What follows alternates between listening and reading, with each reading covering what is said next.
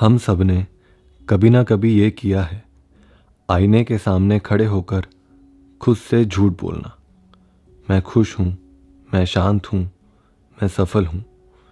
हमें सिखाया गया है fake it till you make it. कहा जाता है कि अगर आप किसी झूठ को 100 बार दोहराएंगे तो वो सच हो जाएगा। लेकिन क्या सच में ऐसा होता है? सोचिए, अगर आप एक जहरीले पौधे पर रोज़ गुलाब का इत्र छिड़कें तो क्या वो गुलाब बन जाएगा? खुशबू आएगी, लेकिन सिर्फ तब तक जब तक इत्र का असर है। अंदर जहर वैसा का वैसा रहेगा। मन का एक बहुत पुराना और चालाक खेल है। संस्कृत में इसके लिए एक विशेष शब्द है, अध्यास।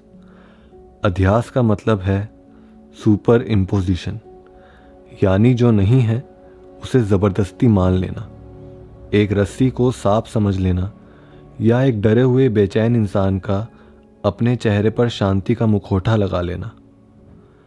आज हम उस खतरे को समझेंगे जिसे दुनिया पॉजिटिव थिंकिंग कहती है। हम जानेंगे कि क्यों खुद को बदलने की कोशिश करना एक धोखा है और क्यों मानना हमेशा जानने का दुश्मन होता है। इंडियन साइकोलॉजी के इतिहास में एक बहुत पुराना केस स्टडी मिलता है।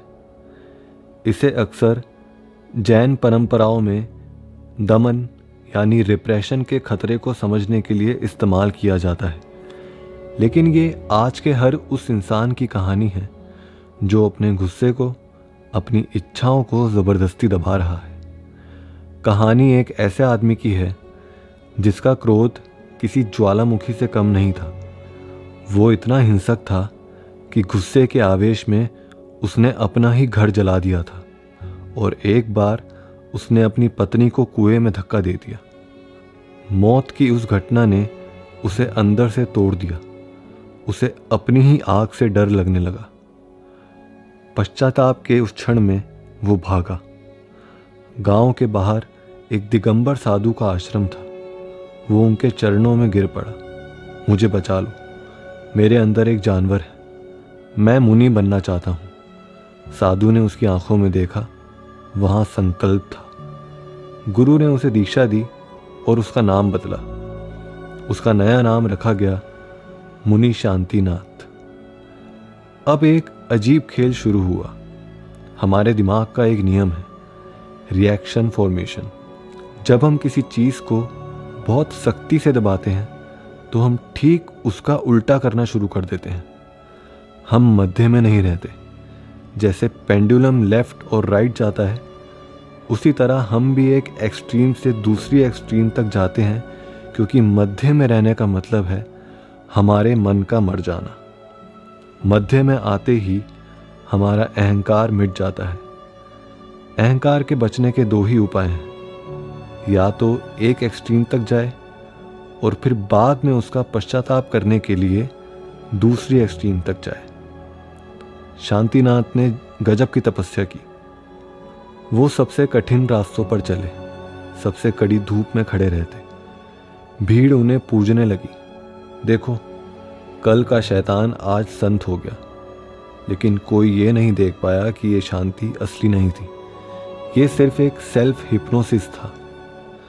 उसने अपने गुस्से को मारा नहीं था, उसने गुस्से को तपस्या के कपड़े पहना दिए थे। अहंकार पहले ताकत का था, अब अहंकार त्याग का था। वर्षों बाद उसके गांव का एक बचपन का दोस्त उससे मिलने आया। वही दोस्त जो उसके हर राज जानता था। दोस्त ने देखा शांतिनाथ एक ऊंचे आसन पर बैठे हैं। शांतिनाथ ने भी दोस्त को पहचान लिया, लेकिन पहचाना नहीं, क्योंकि अब वो एक महात्मा थे। उन्होंने मुंह फेर लिया। दोस्त समझ गया कि नाटक चल रहा है। उसने सोचा, ऊपर की खाल बदल गई है, लेकिन क्या अंदर का जानवर मर गया? उसने पास जाकर बड़ी विनम्रता से पूछा, महाराज क्षमा करें, क्या मैं आपका शुभ नाम जान सकता हूं? शांतिनाथ के अंदर बरसों से दबा हुआ ज्वालामुखी खदबदाया। ये तुच्छ आदमी मुझे नहीं जानता, लेकिन अभ्यास पक्का था। एफर्मेशंस की दीवार मजबूत थी।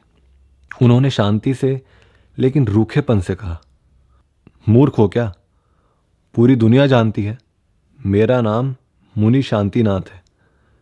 दोस्त ने सिर हिलाया, जी धन्यवाद। 2 मिनट बाद दोस्त ने फिर वही सवाल किया, महाराज मेरी याददाश्त थोड़ी कमज़ोर है, आपने क्या नाम बताया था? अंदर की शांति दरकने लगी। सुनाई नहीं देता? अभी तो बताया। एक बार और सुन लो, मेरा नाम शांतिनाथ है। फिर थोड़ी इधर उधर की बातें हुई और तीसरी बार दोस्त ने फिर वही सवाल किया, महाराज बस आखिरी बार, वो नाम क्या था आपका?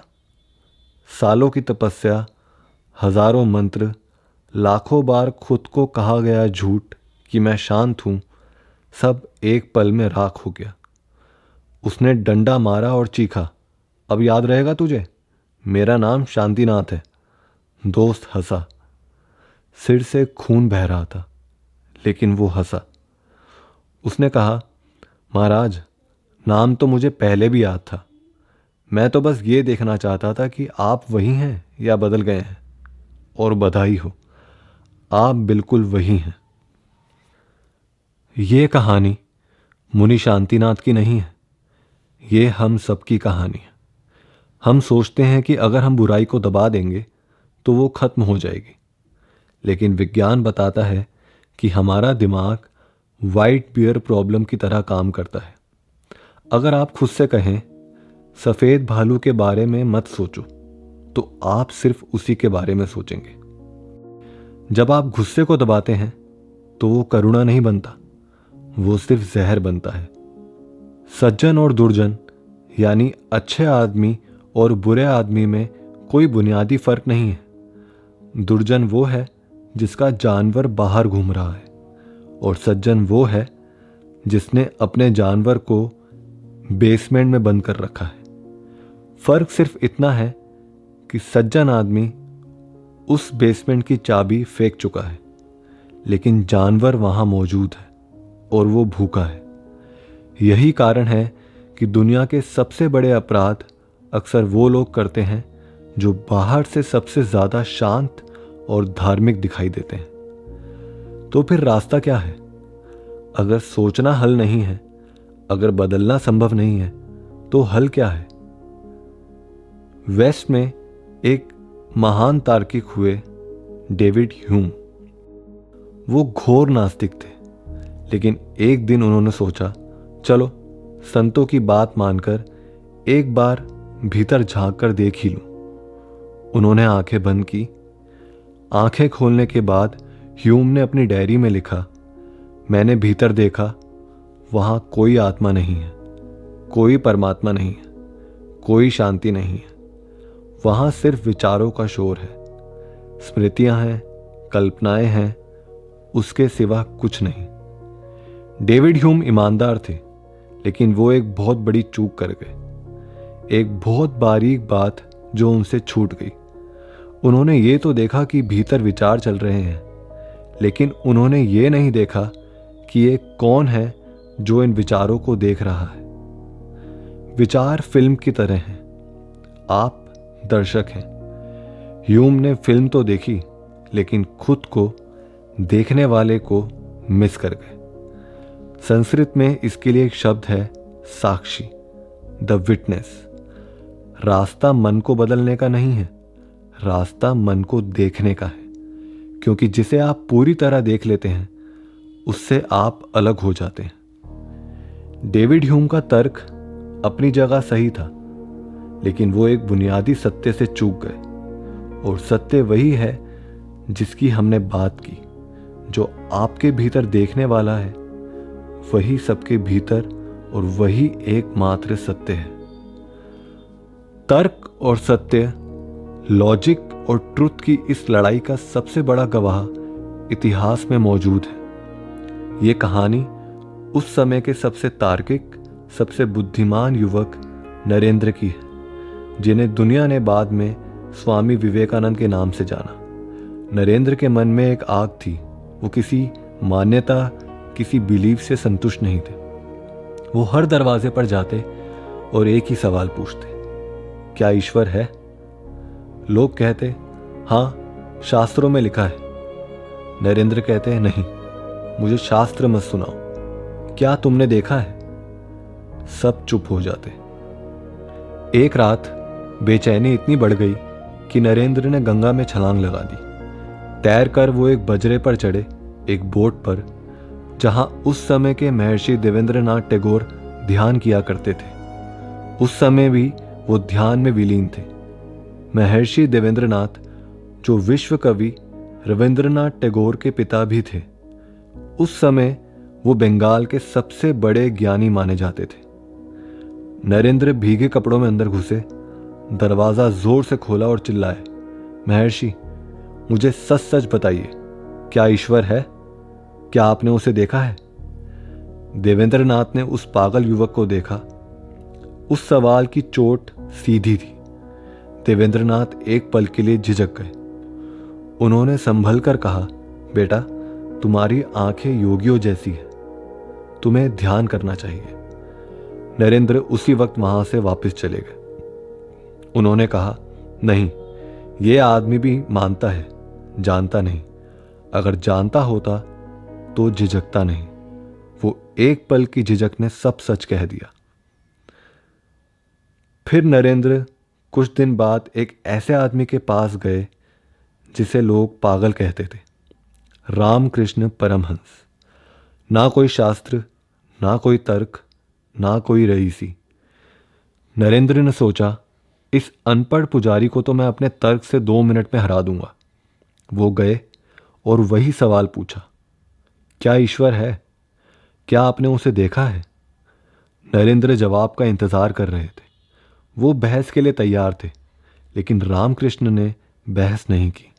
वो अपनी जगह से उठे, नरेंद्र की आंखों में देखा और कहा, हाँ, देखा है, वैसे ही जैसे तुझे देख रहा हूं, बल्कि उससे भी ज्यादा साफ। क्या तुझे भी देखना है ईश्वर को? तैयारी है? रामकृष्ण के इस बयान ने विवेकानंद को झकोर कर रख दिया।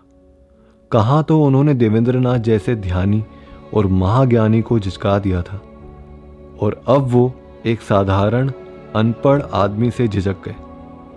विवेकानंद कुछ समझ पाते इससे पहले ही रामकृष्ण ने अपना पैर उठाया और पूरी ताकत से उनकी छाती पर रख दिया।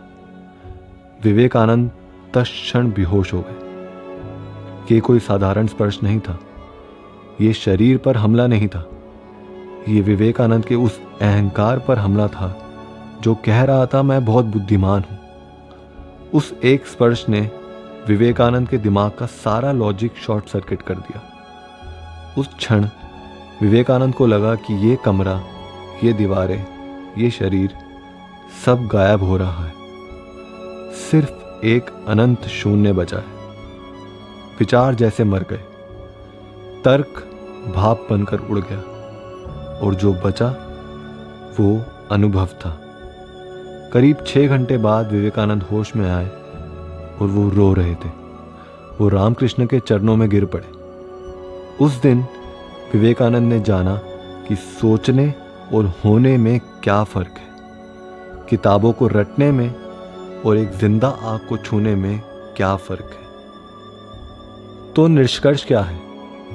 रामकृष्ण ने बहस नहीं की, उन्होंने ट्रांसमिशन किया, क्योंकि सत्य को माना नहीं जा सकता। मैं ईश्वर को मानता हूं, ये एक कमजोर आदमी का बयान है। ये कमजोरी का लक्षण है, क्योंकि आप उसी चीज को मानते हैं जिसे आप जानते नहीं हैं। क्या आप मानते हैं कि सूरज है? नहीं, आप जानते हैं। तो कोशिश छोड़ दें। अच्छा बनने की, शांत होने की कोशिश छोड़ दें। बस अपनी बेचैनी, अपने गुस्से, अपने डर के साथ बैठना सीखें। उसे देखें, बिना किसी निर्णय के, बिना किसी जजमेंट के, बिना ये कहे कि ये बुरा है या ये अच्छा है। बस देखें। और जैसे ही आप देखना शुरू करेंगे, झूठ गिरता चला जाएगा।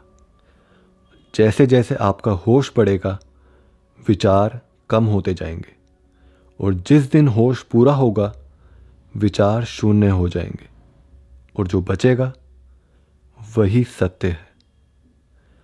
विश्वास मत करो, तलाश करो।